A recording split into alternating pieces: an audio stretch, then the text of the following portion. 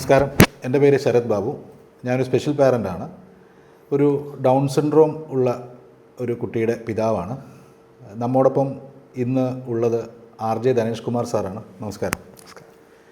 Sir പല പ്രാവശ്യമായിട്ട് നമ്മൾ ഈ വിദ്യാഭ്യാസത്തിൻ്റെ സ്പെഷ്യൽ കുട്ടികളുടെ വിദ്യാഭ്യാസത്തിൻ്റെ കാര്യത്തെക്കുറിച്ച് എന്നോട് അഡ്വൈസ് ചെയ്തപ്പോഴും ഈ സ്പെഷ്യൽ സ്കൂളുകളിൽ വിടുന്നതിന് ഒരു എതിർപ്പ് സാറ് പറഞ്ഞിരുന്നുണ്ട്. ഇപ്പോൾ എൻ്റെ മകൻ്റെ കാര്യത്തിലാണെങ്കിലും സാർ അത് പറഞ്ഞിരുന്നു, സ്പെഷ്യൽ സ്കൂളുകളിൽ വിടുന്നതിനെക്കുറിച്ച്. സാറിന് അതിന് ഒരു എന്താണ് സാറേ ഒരു ക്ലാരിഫിക്കേഷൻ? എന്നെപ്പോലെ ഒരു സ്പെഷ്യൽ പാരൻറ്റിന് ഒരു തീരുമാനം എടുക്കാൻ എന്താണ് സാർ അതിനൊരു ക്ലാരിഫിക്കേഷൻ? ശരിയാണ്. ഒരു പക്ഷേ ഓരോ രക്ഷിതാവിൻ്റെ ഒരു അങ്ങയുടെ അഭിപ്രായമാണത്. അതായത് അങ്ങയുടെ കുഞ്ഞുമായി ബന്ധപ്പെട്ട ഒരു കാര്യത്തിലാണ് സ്പെഷ്യൽ സ്കൂള് ആ മോന് അത് സ്യൂട്ടബിൾ ആവില്ല എന്നൊരു അഭിപ്രായത്തിലേക്ക് വന്നു. അപ്പോൾ അതുകൊണ്ട് അല്ലാതെ പൊതുവിൽ നമുക്ക് സ്പെഷ്യൽ സ്കൂളുകളുടെ ഒരു ആവശ്യകത വേണ്ട എന്നല്ല. പൂർണ്ണമായിട്ടും എല്ലാത്തരം സ്കൂൾ വിദ്യാഭ്യാസവും നമ്മുടെ കുഞ്ഞുങ്ങൾക്ക് അത്യാവശ്യമാണ്. പക്ഷേ അതിനെ നമ്മൾ ഏത് തരത്തിലാണ് സ്കൂൾ വിദ്യാഭ്യാസം സെലക്ട് ചെയ്യുന്നതിനോട് ഒരു റെലവൻറ്റ് സ്കൂളിംഗ് എന്നൊരു കോൺസെപ്റ്റാണ് മുന്നോട്ട് വരുന്നത്. അപ്പോൾ റെലവൻറ്റ് സ്കൂളിംഗ് എന്ന് പറഞ്ഞാൽ ഓരോ പ്രായത്തിനനുസൃതമായി കുട്ടികളുടെ കഴിവുകൾക്കനുസൃതമായി അവർ നേരിടുന്ന ചലഞ്ചുകൾ അല്ലെങ്കിൽ വെല്ലുവിളികൾക്കനുസൃതമായിട്ട് സ്കൂൾ സെലക്ട് ചെയ്യണം. അല്ലാതെ എല്ലാവരും സ്പെഷ്യൽ സ്കൂളിലേക്ക് പോവുക, എല്ലാവരും ഇൻക്ലൂസീവ് എഡ്യൂക്കേഷനിലേക്ക് പോവുക, അല്ലെങ്കിൽ ഈ പറയുന്ന സോക്കോൾഡ് ഇൻക്ലൂഷനായിട്ട് പൂർണ്ണമായ തോതിലുള്ള ഇൻക്ലൂഷൻ നമ്മുടെ നാട്ടിൽ നടക്കുന്നില്ല എങ്കിൽ പോലും സോക്കോൾഡ് ഇൻക്ലൂഷനിലേക്ക് പോവുക, അല്ലെങ്കിൽ അവർ സാധാരണ സ്കൂളിൽ റെഗുലർ ക്ലാസ് റൂമിലേക്ക് പോവുക, അല്ലെങ്കിൽ പ്രൈവറ്റ് സ്കൂളിലേക്ക് ഇങ്ങനെ മാറുന്നതിന് പകരം അവരുടെ കഴിവുകൾക്കനുസൃതമായി അവർ വികസിച്ച് വരുന്നതിനനുസൃതമായിട്ട് സ്കൂൾ സെലക്ട് ചെയ്യുക. അപ്പോൾ അന്ന് നമ്മൾ ചർച്ച ചെയ്യുന്ന സമയത്ത് മോനെ സംബന്ധിച്ച് നമ്മൾ ചർച്ച ചെയ്യുമ്പോൾ കൃത്യമായിട്ട് അവൻ്റെ പ്രാപ്തി ഒരു സാധാരണ സ്കൂളിലേക്ക് എത്തുന്ന ലെവലിലേക്ക് എത്തിയിരുന്നു. കാരണം അവൻ വളരെ ചെറിയ പ്രായത്തിൽ തന്നെ തെറപ്പി ചികിത്സകൾ സ്വീകരിച്ചു. ഇപ്പോൾ സ്പീച്ച് തെറപ്പിയോ ബിഹേവിയർ തെറപ്പിയോ ഓക്യുപ്പേഷൻ തെറപ്പിയും സെൻസറി ഇൻറ്റഗ്രേഷൻ തെറപ്പി ആവശ്യമായിട്ടുള്ള എല്ലാ തെറപ്പികളും സ്വീകരിച്ചു വന്നപ്പോൾ മോനും രൂപപ്പെട്ടു. അവൻ രൂപപ്പെട്ടതിൻ്റെ അടിസ്ഥാനത്തിലാണ് നമ്മൾ അത്തരത്തിലൊരു തീരുമാനത്തിലേക്ക് എത്തിയത്.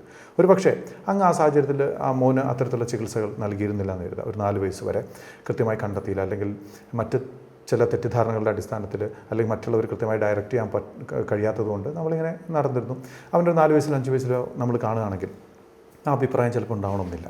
കുഞ്ഞിന് സ്കൂളിനേക്കാൾ ഉപരി അന്ന് ഞാൻ ചിന്തിച്ചിട്ടുണ്ടാവുക തെറപ്പി നൽകുക, എന്നിട്ട് നമുക്ക് കുറച്ച് കാലം സ്പെഷ്യൽ സ്കൂളിൽ വിട്ട് അവനൊന്ന് ഡെവലപ്പ് ചെയ്തതിന് ശേഷം സാധാരണ സ്കൂളിലേക്ക് എത്തുക എന്നുള്ളതായിരുന്നു. സാർ ഇപ്പോൾ ചോദിച്ചതിനോട് ഇപ്പം ആ പോയിന്റ് വിട്ടുപോകേണ്ടെന്നോട്ടാണ് ഇപ്പോൾ ചോദിച്ചത്. നമുക്ക് ഈ തെറപ്പി തുടങ്ങുന്ന ഒരു ടൈമോ പ്രായമോ ഒരു സമയമോ അങ്ങനെ ഉണ്ടോ കുട്ടികൾക്ക്? അങ്ങനെ നമുക്ക് സത്യത്തിൽ പറഞ്ഞാൽ തെറപ്പിയും അതും ഇപ്പോൾ ഫിസിയോതെറപ്പി, ഫോർ എക്സാമ്പിൾ ഫിസിയോതെറപ്പി, ഒരു സെർവൽ പാൽസിയുള്ള കുഞ്ഞിൻ്റെ ഫിസിയോതെറപ്പി നമുക്ക് ഏത് പ്രായത്തിലും സ്റ്റാർട്ട് ചെയ്യാം. വളരെ ചെറിയ പ്രായം മുതൽ നമുക്ക് സ്റ്റാർട്ട് ചെയ്യാൻ പറ്റും. പക്ഷേ അതേ പ്രായത്തിൽ സ്പീച്ച് തെറാപ്പി തുടങ്ങാൻ പറ്റണമെന്നില്ല.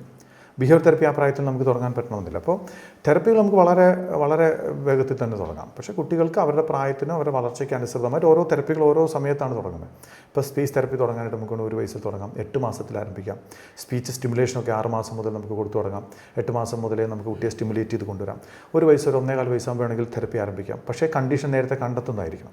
ഇതിപ്പോൾ ഡൗൺ സിൻഡ്രോം നമുക്കറിയാം, കുഞ്ഞുങ്ങൾക്ക് ഇത്തരത്തിൽ ന്യൂനതകൾ നാളെ വന്നേക്കാം എന്നറിയാം. അതുകൊണ്ട് നമുക്ക് ആ പ്രായത്തിൽ തുടങ്ങാൻ പറ്റും. പക്ഷേ ഓട്ടിസം സ്പെക്ട്രം ഡിസോർഡർ കുട്ടിക്ക് ആ പ്രായത്തിൽ നമ്മൾ കണ്ടെത്തുന്ന പോലുമില്ല. ഓട്ടിസത്തിൻ്റെ ലക്ഷണങ്ങൾ പോലും ചിലപ്പോൾ ആ പ്രായത്തിൽ ഉണ്ടായിരുന്നു വരില്ല. അപ്പോൾ അതുകൊണ്ട് നമുക്ക് ചിലപ്പോൾ കണ്ടെത്താൻ കഴിയും. അപ്പോൾ തെറപ്പി കണ്ടീഷൻ സ്പെസിഫിക് ആണ്. ഓരോ കണ്ടീഷൻ അനുസൃതമായിട്ടും അവർ വളർന്നു വരുന്ന സാഹചര്യത്തിന് അനുസൃതമായിട്ടാണ് നമ്മൾ പ്രായമൊക്കെ നോക്കിയാണ് തെറപ്പി ആരംഭിക്കുന്നത്. ഇവിടെ ഇപ്പോൾ റെലവൻറ്റ് സ്കൂളിങ്ങിലേക്ക് എത്താൻ, അല്ലെങ്കിൽ ഒരു കൃത്യമായ സ്കൂളിംഗ്, അതിപ്പോൾ സ്പെഷ്യൽ സ്കൂളിങ്ങോ സാധാരണ സ്കൂളോ ഏതാണ് സെലക്ട് ചെയ്യുന്നത് കുട്ടികളുടെ കഴിവിനനുസൃതമായിട്ട്, അല്ലെങ്കിൽ ഏത് പ്രായത്തിൽ തെറപ്പി ലഭ്യമായി എന്നുള്ളതാണ്. അപ്പോൾ പിന്നുമുണ്ട്, നമ്മളിപ്പോൾ ചെറിയ പ്രായത്തിൽ തന്നെ ഇപ്പോൾ തെറപ്പി കൊടുത്തു എന്ന് കരുതാം, വളരെ തീവ്രമായൊരു കണ്ടീഷൻ കുഞ്ഞിനെ സംബന്ധിച്ചിടത്തോളം നമ്മളൊരു സാധാരണ സ്കൂളിലേക്ക് എത്തുന്നത് തീർത്തും വെറുതെ ഒരു പ്രഹസനം മാത്രമാകുന്ന സാഹചര്യം ഉണ്ടെങ്കിൽ തീർച്ചയായിട്ടും അവർ സ്പെഷ്യൽ സ്കൂൾ തന്നെയാണ് ആ കുഞ്ഞിനെ സംബന്ധിച്ച് ഏറ്റവും വലിയ ചോയ്സ് എന്നുണ്ട്. എല്ലാ തെറപ്പി കൊടുത്തു എന്തുകൊണ്ട് ഇൻക്ലൂസീവ് അല്ലെങ്കിൽ സാധാരണ സ്കൂളിലേക്ക് എത്താൻ പറ്റില്ല എന്നൊരു ചോദ്യം അവിടെ പാടില്ല. കുട്ടികൾക്ക് അനുസൃതം എല്ലാം ഒരേ സംവിധാനമാണ്. സാറ് പറഞ്ഞു വരുന്നത് ഓരോ കുട്ടിക്ക് അനുസരിച്ചാണ്. തീർച്ചയായും നമ്മൾ ഇപ്പോൾ എൻ്റെ മകൻ്റെ അതേ രീതിയിൽ നമുക്കൊരു ഇൻക്ലൂസീവ് സ്കൂളിലോട്ട് വേറൊരു കുട്ടിയെ നമുക്ക് വിടാൻ സാധിക്കണമെന്നില്ല. അതിനുവേണ്ടി പ്രിപ്പറേഷൻ തന്നെ വേണം. രക്ഷിതാക്കൾ തയ്യാറാവണം. അതിന് ആദ്യം വേണ്ടത് ഈ കണ്ടീഷൻ ഏറ്റവും ആദ്യം തന്നെ അക്സെപ്റ്റ് ചെയ്ത് അവരെ പ്രിപ്പയർ ചെയ്യണം ഏത് സ്കൂൾ. അപ്പോൾ നമുക്ക് ഉദ്ദേശിക്കുന്ന സംവിധാനത്തിലേക്ക് നമുക്ക് അവരെ എത്തിക്കാൻ പറ്റും. അതിന് ചിലപ്പോൾ 1 കൊല്ലം 2 കൊല്ലം ചിലപ്പോൾ സ്പെഷ്യൽ സ്കൂൾ സംവിധാനത്തിൽ പോയിട്ടായിരിക്കും ചിലപ്പോൾ നമ്മൾ എന്ത് ചെയ്യുന്നത് ഇങ്ങോട്ട് റെഗുലർ സ്കൂളിലേക്ക് എത്തുന്നത്. അത് ഏതിനും നമ്മൾ തയ്യാറാവുക എന്നുള്ളത്, അതിനാണ് റെലവൻറ്റ് സ്കൂളിംഗ് എന്ന അർത്ഥത്തിൽ പറയുന്നത്. സാറേ, മറ്റൊരു സംശയം എനിക്ക് എന്നെപ്പോലുള്ള സ്പെഷ്യൽ പാരൻസിന് എപ്പോഴും മനസ്സിൽ വരുന്നൊരു കാര്യമാണ്. സാറ് നേരത്തെ സൂചിപ്പിച്ചത് ഈ തെറപ്പി തുടങ്ങാനുള്ള സമയം അല്ലെങ്കിൽ ഓരോ കുട്ടിയെ അനുസരിച്ച് വ്യത്യസ്തമാണ് എന്ന രീതിയിൽ നമ്മൾ സംസാരിച്ചു. നമുക്ക് മറ്റൊരു സംശയമുള്ളത്, എത്ര നാൾ നമ്മൾ തെറപ്പിയുടെ ദൈർഘ്യം, ഇപ്പോൾ എൻ്റെ മകനിപ്പം കഴിഞ്ഞ ഇത്രയും വർഷങ്ങളായിട്ട് തെറപ്പി ചെയ്യുന്നു, അതുപോലെ എത്ര നാൾ നമുക്കൊരു കുട്ടിക്ക് തെറപ്പി ചെയ്യേണ്ടി വരും? അത് പലപ്പോഴും എല്ലാവർക്കും ഉള്ളൊരു ആശങ്കയാണത്. എത്ര നാൾ വരെ കുട്ടിക്ക് തെറപ്പി ചെയ്യേണ്ടി വരും എന്നുള്ളത്. അതിനൊരു ഒരു ഒരു സ്റ്റിപ്പുലേറ്റഡ് ടൈം ഉണ്ടോ സാറേ നമുക്ക്? ശരിക്കും പറഞ്ഞാൽ അതിനൊരു കൃത്യമായ മറുപടിയില്ല. എങ്കിൽ പോലും നമുക്കത് അതിൻ്റെ ദൈർഘ്യം തീരുമാനിക്കുന്നത് കുട്ടിയുടെ എപ്പോഴാണ് തെറപ്പി ആരംഭിച്ചു എന്നുള്ളതാണ് ഏറ്റവും പ്രധാനപ്പെട്ട കാര്യം. നമ്മൾ വളരെ ചെറിയ പ്രായത്തിൽ ആരംഭിക്കുകയാണെങ്കിൽ വളരെ വേഗത്തിൽ തന്നെ നമുക്ക് തെറപ്പി പൂർത്തീകരിച്ച് കുഞ്ഞിൻ്റെ തെറപ്പി ഇല്ലാത്ത ഒരു കാലഘട്ടത്തിലേക്ക് കൊണ്ടുവരാനായിട്ട് സാധിക്കും. പക്ഷേ എങ്കിൽ പോലും ഇപ്പോൾ നമ്മൾ ഓരോ കണ്ടീഷൻ സ്പെസിഫിക്കാണ്. ഉദാഹരണത്തിന് ഇപ്പം ഒരു ലൈഫ് ലോങ് കണ്ടീഷനായി ഒരു ഓട്ടിസം സ്പെക്ട്രം ഡിസോർഡേഴ്സ്. അപ്പോൾ അങ്ങനെ വരുമ്പോൾ തുടക്കത്തിൽ നമ്മൾ ഒരുപാട് തെറപ്പികൾ കൊടുക്കുന്നു. ഒരു സമയത്ത് കുട്ടിയുടെ വികാസം നല്ല രീതിയിൽ വരികയും സ്കൂൾ തലത്തിൽ കുട്ടി ഏതാണ്ട് അഡ്ജസ്റ്റഡ് ആയി വരുന്ന സമയത്ത് ചിലപ്പോൾ നമ്മൾ എല്ലാ തെറപ്പികളും പിൻവലിച്ചു എന്ന് വന്നേക്കാം. വീണ്ടും കുറച്ച് കഴിഞ്ഞ് കുട്ടിയുടെ ഒരു കൗമാര കാലഘട്ടത്തിലേക്ക് എത്തുമ്പോൾ വീണ്ടും തെറപ്പി ആരംഭിച്ചിട്ടുണ്ടാവാം. ചിലപ്പോൾ ബിഹേവിയർ പ്രോബ്ലംസ് ഒക്കെ വീണ്ടും ഉണ്ടായി വന്നു. അപ്പോൾ നമുക്ക് വീണ്ടും കൊടുക്കേണ്ടതായിട്ട് വരുന്ന സാഹചര്യം വരും. അപ്പോൾ ഇതൊരു നമുക്ക് ഇന്ന കാലയളവിൽ പൂർണ്ണമായി നിർത്തി എന്ന് പറയാൻ എല്ലാ കണ്ടീഷനും സാധ്യമല്ല. ഇപ്പം ഡെവലപ്മെൻ്റൽ ലാംഗ്വേജ് ഡിസോർഡറുള്ള കുട്ടികൾ, ഉദാഹരണത്തിന് അവർക്ക് സംസാര ഭാഷയിൽ മാത്രം പ്രയാസം വരുന്ന ഒരു കണ്ടീഷൻ. അപ്പോൾ അവർ കാര്യങ്ങളൊക്കെ മനസ്സിലാക്കും, സംസാര ഭാഷയിൽ മാത്രം പ്രയാസം വരുന്നു. അത്തരം കുഞ്ഞുങ്ങളെ സംബന്ധിച്ചിടത്തോളം ചിലപ്പോൾ ചെറിയ കാലയളവ് മതിയായിരിക്കും, കുറച്ച് മാസങ്ങൾ മതിയായിരിക്കും കുഞ്ഞുങ്ങളെ പൂർണ്ണമായ തോതിൽ അതിൻ്റെ പ്രശ്നങ്ങൾ പരിഹരിച്ച് എത്തിക്കാം. അതും ചെറിയ പ്രായത്തിൽ ആരംഭിക്കാൻ പറ്റും. അങ്ങനെ ചെയ്തു കഴിഞ്ഞാൽ നമുക്ക് മാറ്റാൻ പറ്റും. അവരെ പൂർണ്ണമായിട്ട് നമുക്ക് ഇനിയും തെറപ്പി രഹിത കാലഘട്ടത്തിലേക്ക് അവരെ പറഞ്ഞുവിടാനായിട്ട് സാധിച്ചു തരാം. ഇപ്പോൾ ഡൗൺ സിൻഡ്രോമുള്ള കുഞ്ഞുങ്ങൾ ഒരു പ്രായം വരെ അവർക്കും തെറപ്പിയുടെ ആവശ്യകത വരാറുള്ളൂ. അവരിപ്പോൾ ഒരു കൗമാരത്തിൽ എത്തിക്കഴിയുമ്പോൾ തീർച്ചയായിട്ടും കൗമാരത്തിൻ്റെതായ പ്രശ്നങ്ങളെ തരണം ചെയ്യാൻ പാകത്തിൽ അവരെ ഒരുക്കാൻ വേണ്ടിയിട്ടുള്ള തെറപ്പി കഴിഞ്ഞാൽ ഒരു വലിയ തോതിൽ അവർക്ക് മുതിർന്ന കാലഘട്ടത്തിൽ തെറപ്പി ആവശ്യമായി വരണമെന്നില്ല. മറിച്ച് ചില കണ്ടീഷൻസ് മറ്റ് പല കണ്ടീഷൻസ് ഇത് മുതിർന്ന കാലഘട്ടത്തിലും ചിലപ്പോൾ തെറപ്പി ആവശ്യമായി വന്നേക്കാം. എങ്കിലും തെറ്റിദ്ധരിക്കേണ്ട, നമുക്ക് ഒരു വയസ്സിൽ തുടങ്ങിയ തെറപ്പി 20 വയസ്സ് വരെ ഒരേ രീതിയിൽ തുടർന്ന് പോവുകയാണ്, അങ്ങനെയല്ല ഉദ്ദേശിച്ചത്. ഇതിൻ്റെ ഇടയിൽ ഈ ഏറ്റക്കുറച്ചിലുകൾ ഉണ്ടാകും. ആദ്യത്തെ ഒരു ഇൻറ്റൻസീവ് ഫേസിൽ നമ്മൾ ഇൻറ്റൻസീവായി തെറപ്പി കൊടുക്കുന്നു, ഒരു പ്രായം കഴിയുമ്പോൾ പൂർണ്ണമായി നിർത്തുന്നു, കുറച്ച് കാലം കുട്ടിയെ നാച്ചുറൽ ഡെവലപ്മെൻറ്റിന് വേണ്ടിയിട്ട് നമ്മൾ പ്രാപ്തരാക്കുന്നു. അതിനുശേഷം വീണ്ടും ചിലപ്പോൾ 1-2 തെറപ്പികൾ കൂടെ ആരംഭിക്കുന്നു, വീണ്ടും അതിലേക്ക് പിന്നോട്ട് പോകുന്നു, വീണ്ടും ആരംഭിക്കുന്നു. ഇങ്ങനെയുള്ള ഒരു പ്രോസസ്സിനെ പറ്റിയിട്ടാണ് ഞാൻ പറഞ്ഞത്. ഈ സ്പെഷ്യൽ കിഡ്സിൻ്റെ ഈ ഇങ്ങനെയുള്ള കൗമാര പ്രായത്തെക്കുറിച്ച് താങ്കൾ പറഞ്ഞല്ലോ. അതിനുള്ള അവരുടെ ഡെവലപ്മെൻറ്റ്സിന് എന്തോരം സാധ്യതകളുണ്ട്? അതായത് നോർമൽ കുട്ടികളെ പോലെ തന്നെ ഈ സ്പെഷ്യൽ നീഡ്സ് കുട്ടികളുടെ അല്ലെങ്കിൽ ഡൗൺ സിൻഡ്രോം ആയിക്കോട്ടെ, നമ്മളിപ്പോൾ പെർട്ടിക്കുലർ കേസ് ഡൗൺ സിൻഡ്രോം പറഞ്ഞു. ഡൗൺ സിൻഡ്രോം കുട്ടികളുടെ ഈ കൗമാര പ്രായത്തിൽ അവരുടെ വളർച്ചകൾ അതിനോട് എത്രത്തോളം സാധ്യതകൾ അവർക്കുണ്ട്, അവർ ഇൻഡിപെൻഡൻ്റ് ആയിട്ടുള്ള ഒരു ജീവിതത്തിന് മറ്റുള്ള കുട്ടികളെ പോലെ? അല്ല, അതിനകത്തിപ്പം നമുക്ക് സ്പെസിഫിക്കലി ഡൗൺ സിൻഡ്രോമിലേക്ക് വന്നു കഴിഞ്ഞാൽ കൗമാര കാലഘട്ടം എന്ന് പറയുമ്പോൾ എല്ലാവരും സംബന്ധിച്ചിടത്തോളം ഹോർമോണലായിട്ടുള്ള ചേഞ്ചസ് നമ്മുടെ കുട്ടികളിൽ എല്ലാവർക്കും, എല്ലാ മനുഷ്യർക്കും ഉണ്ടാകുന്നത് പോലുള്ള കൗമാര കാലഘട്ട ഹോർമോൺ വ്യതിയാനങ്ങൾ കുട്ടികളുണ്ടാകും. അപ്പോൾ അതിനനുസൃതമായ സ്വഭാവ പ്രശ്നങ്ങളുണ്ടാകും. പക്ഷേ ഇവരെ വളരെ പളുങ്ക് പോലുള്ള കുഞ്ഞുങ്ങളാണ്. അതായത് വളരെ സത്യസന്ധരായ, വളരെ ഇതാകുമ്പോൾ അവർക്കുണ്ടാകുന്ന വികാര വിചാരങ്ങളെ മറച്ചു വെക്കാൻ അവർക്കറിയില്ല. അപ്പോൾ അവരത് പ്രകടിപ്പിക്കും. ഒരു ലൈംഗികമായ ഒരു ചേഷ്ട അവർ ഇഷ്ടപ്പെടുന്നു, അല്ലെങ്കിൽ കണ്ടു, പഠിച്ചു, അപ്പോൾ അത് അവർ അതുപോലെ തന്നെ പ്രകടിപ്പിക്കും. അവർക്ക് ആ ഒരു ഗുഹ്യത അല്ലെങ്കിൽ എവിടെയാണ് സ്വകാര്യത എന്നവർ മനസ്സിലാക്കാതെ അവർ പ്രകടിപ്പിക്കുമ്പോൾ അത് അവർ കൂടുതൽ പ്രശ്നം മോശക്കാരായിട്ട് മാറുന്നു. അവരുടെ സമപ്രായക്കാരായ മറ്റു കുഞ്ഞുങ്ങളെ സംബന്ധിച്ചിടത്തോളം അവർക്കറിയാം എങ്ങനെയാണത് സ്വകാര്യത ഉണ്ടാക്കേണ്ടത്, എവിടെ പ്രകടിപ്പിക്കാൻ പാടില്ല എന്ന ആ ഒരു കള്ളത്തരം എന്ന് തന്നെ പറയാം. ആ കള്ളത്തരം അവർ പഠിക്കുന്നു, ഇവരവിടുത്തെ പഠിക്കുന്നില്ല.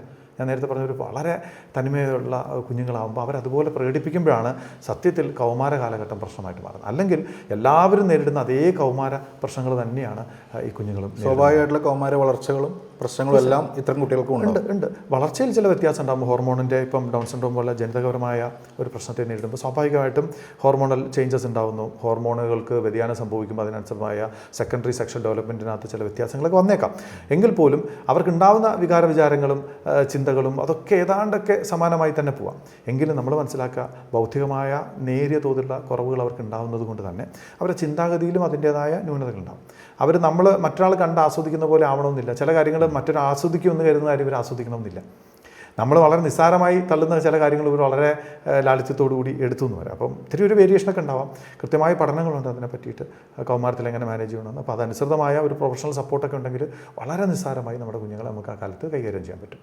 പല വാട്സാപ്പ് ഗ്രൂപ്പുകളിലും സോഷ്യൽ മീഡിയകളിലെല്ലാം കണ്ടിട്ടുണ്ട് ഇത്തരത്തിലുള്ള കുട്ടികളെല്ലാം വൈവാഹിക ജീവിതം കഴിച്ച് മുന്നോട്ട് പോകുന്നതും അവരത്തരത്തിൽ മുന്നോട്ട് ജീവിതം നയിക്കുന്നതും. അത് സക്സസ്ഫുൾ ആവുമോ ഒരു പരിധി വരെയെങ്കിലും?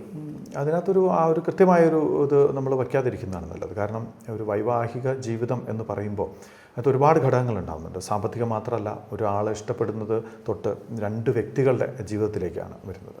ഇപ്പോൾ പലപ്പോഴും സക്സസ്ഫുൾ ആയി കാണുന്ന ഒരു പറ്റം ജീവിതങ്ങളെന്ന് പറയുന്നത് പലപ്പോഴും 2 വൈകല്യമുള്ള വ്യക്തികൾ ഒന്നിച്ച് ചേരുന്നു. ഇപ്പോൾ കേൾവിക്കുറവുള്ള 2 വ്യക്തികൾ ഒന്നിച്ച് ചേരുന്നു. ഇപ്പോൾ ഡൗൺ സിൻഡ്രോമുള്ള 2 വ്യക്തികൾ ഒന്നിച്ച് ചേരുന്നു. അങ്ങനെയൊക്കെ ഉള്ളത് രണ്ടുപേരും ഒരേ തുല്യ രീതിയിൽ പോകുന്നു, രണ്ടുപേരും കുട്ടികളായി കാണുന്നു, രണ്ടുപേരും ഭാര്യ ഭർത്താക്കന്മാരായിട്ടല്ല, കയറി ചെല്ലുന്ന കുടുംബത്തിലേക്ക് അല്ലെങ്കിൽ വിളിച്ചുകൊണ്ട് പോകുന്ന കുടുംബത്തിൽ രണ്ടുപേർ കാണുന്ന അവരെ മക്കളായിട്ടും കാണുന്നു. അപ്പോൾ 2 കുട്ടികളെ പോറ്റുന്നത് പോലെ ആ രക്ഷിതാക്കൾ കൊണ്ട് നടക്കുന്നതിൽ വലിയൊരു വിജയം കാണുന്നു. വളരെ വളരെ വളരെ വിരളമായൊക്കെ ചിലപ്പോൾ വൈകല്യമുള്ള വ്യക്തികൾ കുടുംബജീവിതം ഒരു രീതിയിലൊക്കെ നയിച്ചു പോയി വരാം. പാർട്ട്ണറാണ് ഏറ്റവും വലുത്. അവരെ ആരാണ് സ്വീകരിക്കുന്നത്, പുരുഷനാണെങ്കിലും സ്ത്രീയാണെങ്കിലും അവരുടെ ആ മനസ്സിൻ്റെ വ്യാപ്തി അല്ലെങ്കിൽ അവരത് ആ പ്രശ്നത്തെ എത്രത്തോളം ഉൾക്കൊണ്ടു എന്നതൊക്കെ അനുസരിച്ചിട്ടാണ് ആ വൈവാഹിക ജീവിതം എന്ന ആ ഒരു കോൺസെപ്റ്റ് വിജയിക്കുന്നത്. അതർവൈസ് അതിനകത്ത് ഒരു വലിയൊരു പ്രസക്തി അതിനകത്ത് ഇല്ല എന്ന് തന്നെയാണ്. കാരണം നമ്മൾ വലിയ തോതിൽ അതിനെപ്പറ്റി പ്ലാൻ ചെയ്തതുകൊണ്ടോ ഒന്നും ഇല്ല. പലപ്പോഴും ദുരനുഭവങ്ങളാണ് ഉണ്ടായിട്ടുള്ളത്. വളരെ റീസെൻ്റ്ലി പോലും ദുരനുഭവങ്ങളാണ്.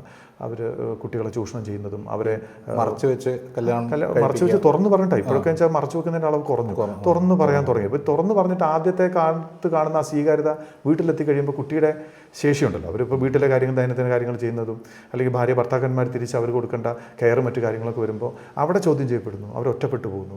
ആ മാനസിക സംഘർഷം രക്ഷിതാക്കൾ അവരെ കൂട്ടിക്കൊണ്ടുവരേണ്ട അവസ്ഥയിലേക്ക് എത്തുന്നു, അല്ലെങ്കിൽ അവർക്ക് വെച്ച് പീഡനമായി മാറുന്നു ഒക്കെ ഒരുപാട് കേൾക്കുന്നു. അപ്പോൾ അതുകൊണ്ട് അതിനെപ്പറ്റി ഇതുപോലൊരു ചർച്ചയല്ല, അത് വലിയൊരു വിശകലനമായി ഓരോ വ്യക്തിക്ക് അനുസൃതമായി നമ്മൾ ചിന്തിക്കേണ്ട കാര്യമാണ്. പൊതു ചർച്ചയിൽ വരേണ്ട ഒരു കാര്യമല്ല. വ്യക്തികളെ ഒരു ജനറൽ കോൺസെപ്റ്റ് ഇല്ല അതിന്. ഓരോ വ്യക്തികളെ നോക്കി ആ കുട്ടിക്ക് ഇത് വേണോ വേണ്ടെന്ന് അവർക്കുമായി ചിന്തിച്ച് നമ്മൾ ചെയ്യേണ്ട ഒരു കാര്യമാണെന്നുള്ളതാണ്.